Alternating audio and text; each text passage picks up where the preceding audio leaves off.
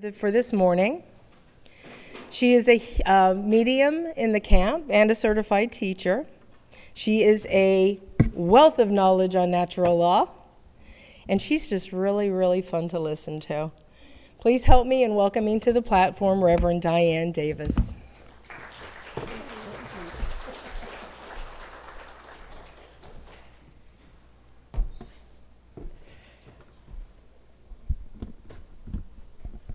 I have friends. Yes, I do. I have friends.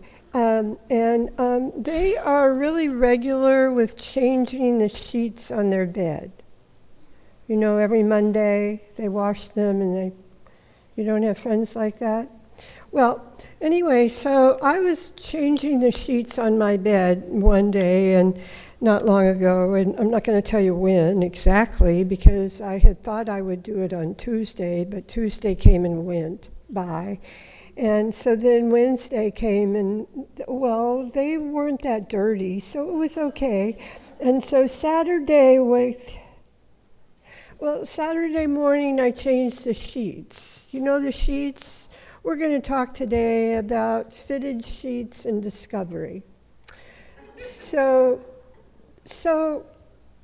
if any of you are pros at fitted sheets, I'm not hiring you, but what I want to tell you is I have broken fingernails trying to fit them on the mattress.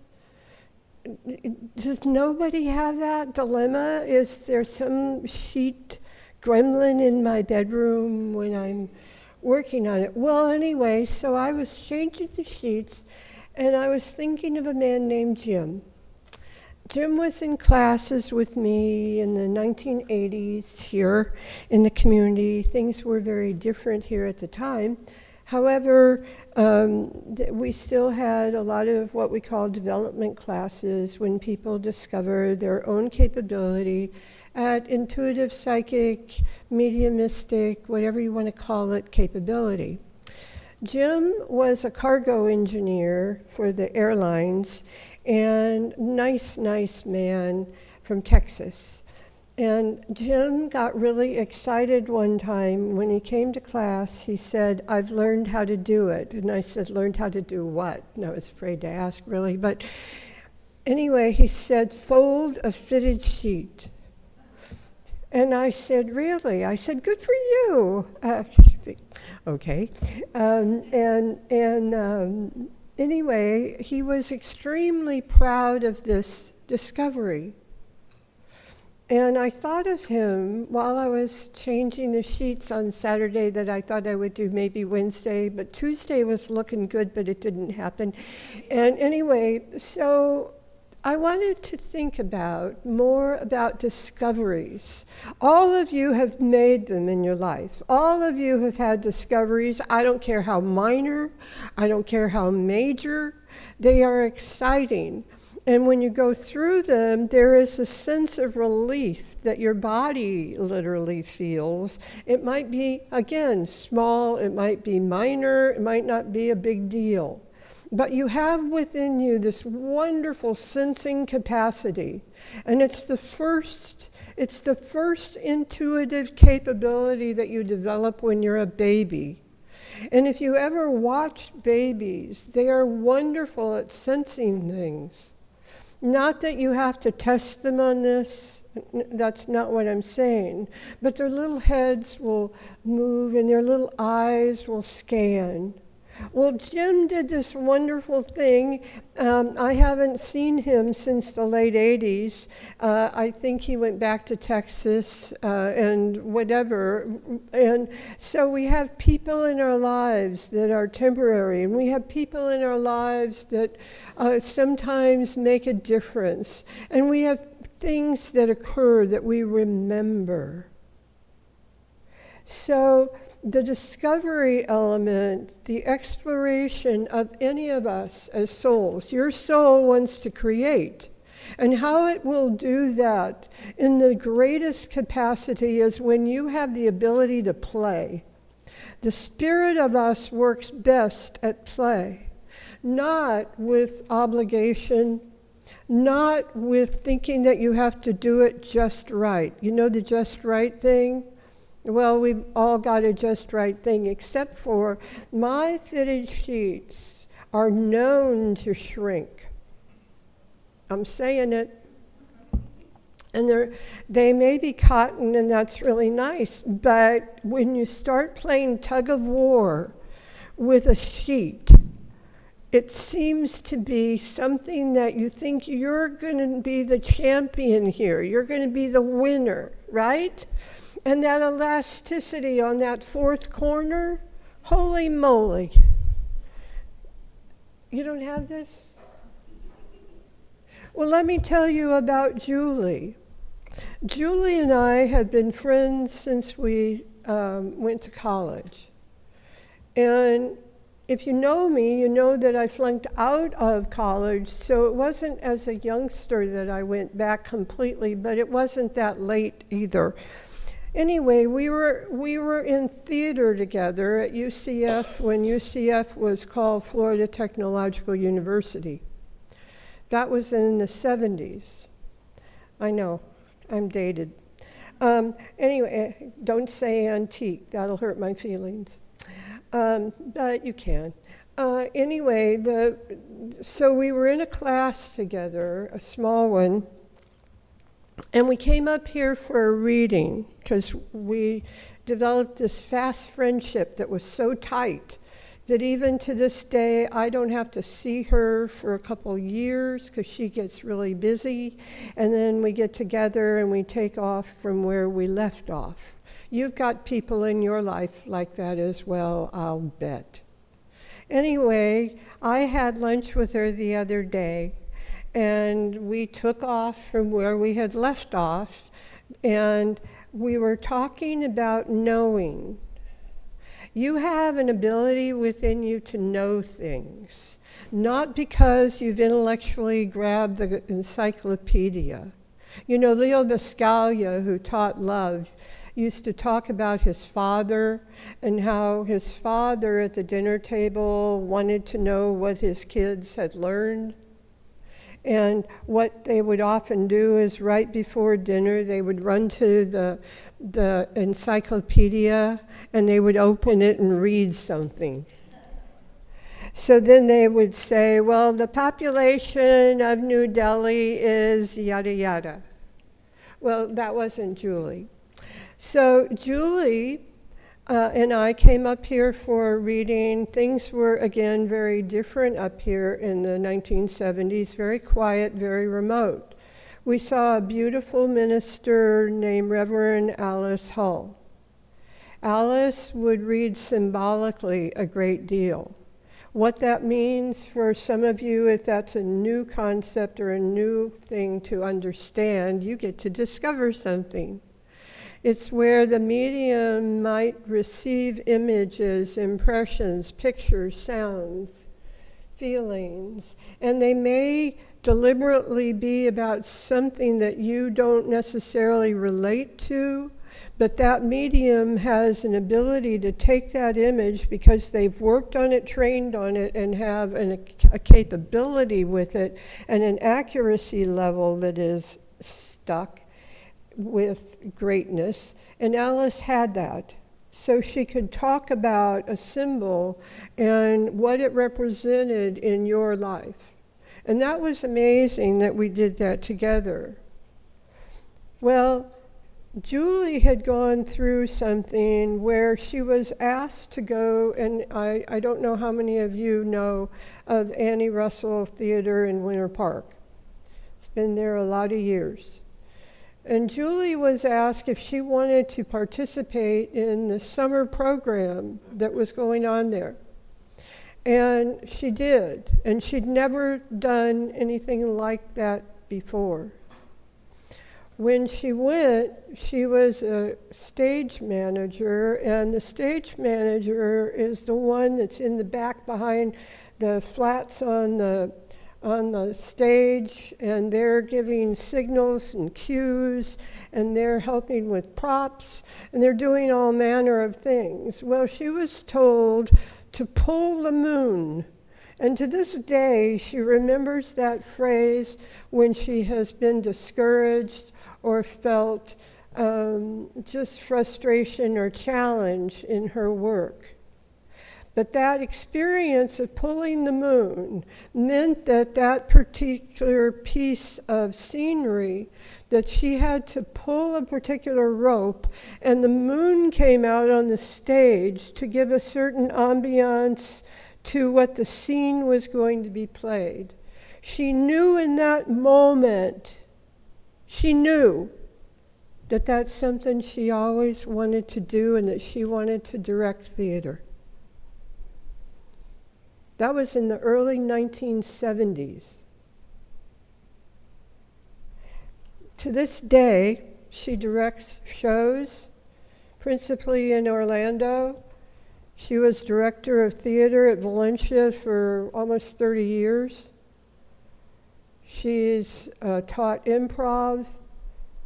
She's an incredible woman, and she came here to the community the first time that we had the platform class. There were 4 people in the class.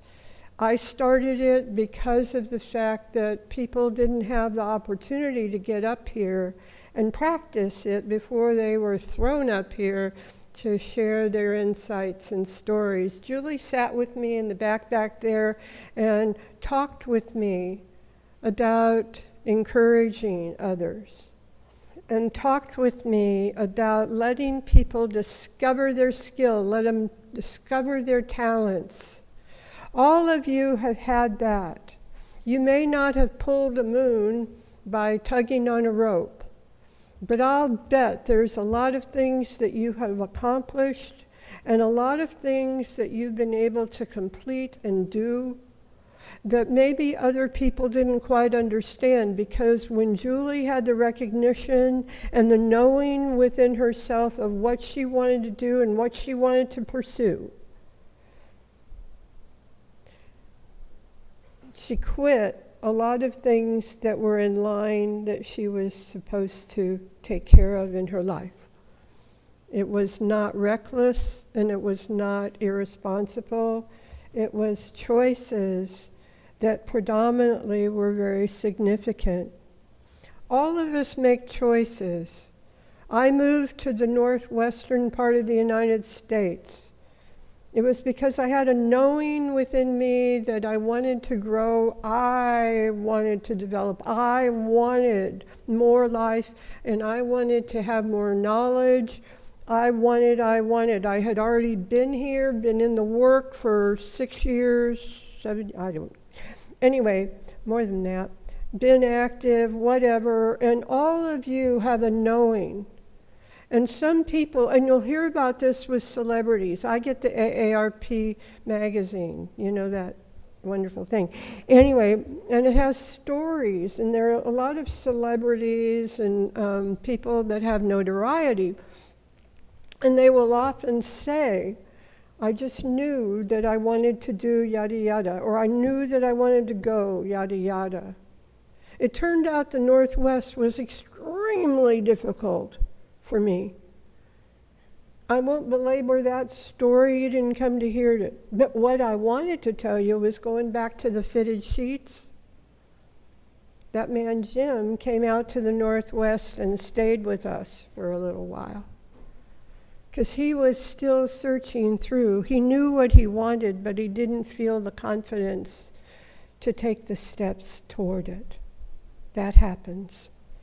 You heard Jamie in the meditation giving affirmations of how to, acceptances of self.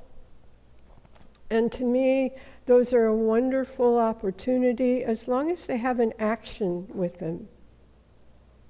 And the action can just be that if you're going to feel good about yourself today, do one thing that allows you to feel good. At least one, if not a whole bunch. So, fitted sheets, if we all have them, and most of us do, you've probably learned how to fold them. And if you're one of those carefree homemaking persons, You've learned how to wad them up well and throw them in a drawer or a container, right? Or a closet, where other people don't have to look at them and say, oh, you did this. So the spirit of us works best at play. That doesn't mean disrespect. That doesn't mean belittling everything and everybody else. That just means being playful within yourself to accept what you got. The acceptance of what you got doesn't mean you have to hold on to it and keep it forever, because sometimes it may not feel like it's yours. We've held jobs, we've held relationships, we've held talents and skills, and sometimes we didn't quite feel like they were ours, but we were doing them because perhaps they were tasks, or perhaps they were significant in earning money, and earning money to supply the home, and earning money to keep a roof over our head, or maybe a car so we would have transportation. There's no flaw with this. But if the spirit of us works best at play, it does so because there's a place within the brain that every one of us possess, that when you are in a point of exploration and discovery, you don't have as much fear coming around and projecting what the terrible thing is that's going to happen, as much as the curiosity of what next. This is an interesting place because it was founded by people who had a wonderful quest for knowledge, insights, and to understand more and more about the universe. We've been extremely benefited from understanding that life has more than just the finiteness that sometimes we feel limited. We are in a time in our humanity and in our country when there's big changes. I'm not here to speak politically. I have my own opinions of things, but what I will tell you is there's changes happening all the time now. And some of them are quick and fast, and some of them feel kind of hurtful. And not just our country, I don't mean to imply that. But a lot of people learn to blame something out here because it doesn't work for them or they're not happy. If you're not feeling happy today, I understand, because I go through times of pouting. I go through times of looking in the mirror and going, are you really in there? Because I'm looking in the mirror and I'm seeing something, but it's not a 25-year-old woman who loves to play the guitar and sing and do all manner of crazy stuff. How about you? Doesn't mean that you're getting older and you're not relevant and you're not wanted. What it does mean is, do you have curiosity about life, or are you just letting life kind of be there? Well, the spirit of us works best at play. So when we play, and when we recognize that there is enjoyment in that, we can be like Leo Biscaglia's siblings when they would look in the encyclopedia and learn some fact to take to the dinner table. We would be like Jim, who comes into the room and is so excited because he learned to fold the sheets. Doesn't seem like a big deal, but have you ever watched a child's face when they discover how to do something on their own and they have done it? It lights up. Do you know what happens within your physical body when that occurs for you? Even at this age, no matter what it might be, you have a moment of the serotonin dopamine balance in the brain, because the hippocampal region that separates the two hemispheres of your brain will start secreting. And that is so much better than secreting the adrenaline of fear. And I say that to you with kindness and respect.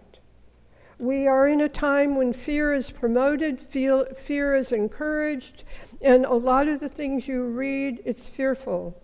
Do you know there was an article on the computer this morning, because I was reading through what's going on in the world?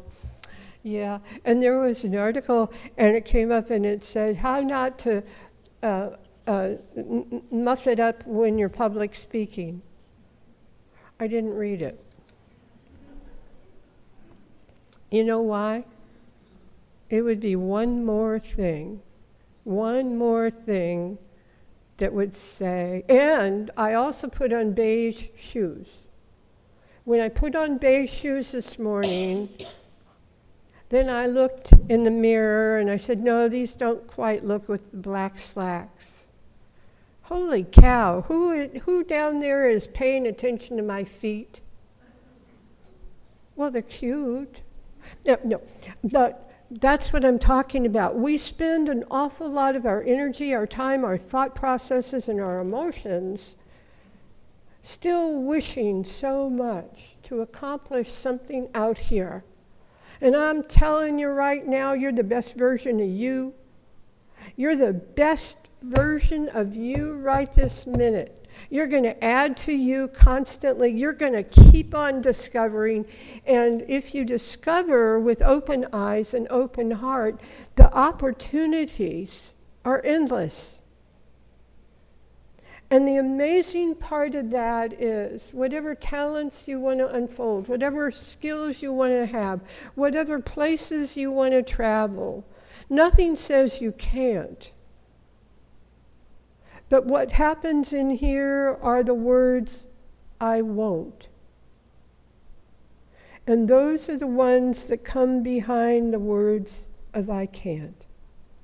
Be gentle with those words. It doesn't mean you have to do something different than you've already done. But if you've wadded up those sheets and put them in a container, when you go home, pull one out. You tuck the ends together. And it's really about who cares. And it's about a discovery that your life has importance and significance and a lot of value. Because today, you're the best version of you. And you're going to keep adding to you so that tomorrow another version of you adds to itself and the happiness is there. I thank you all for being here, and I mean that very sincerely, because one thing that's happening in our society a lot is people are not always looking for religion. They are often wanting to strengthen their spirituality. Well, one of the wonderful things about here is we have a threefold effort to extend a philosophy, and extend a science, and an understanding of the mind and the heart, so that the body thrives. And I wish for all of you a really thriving Sunday, because I'm in the throes of thriving today. Thank you.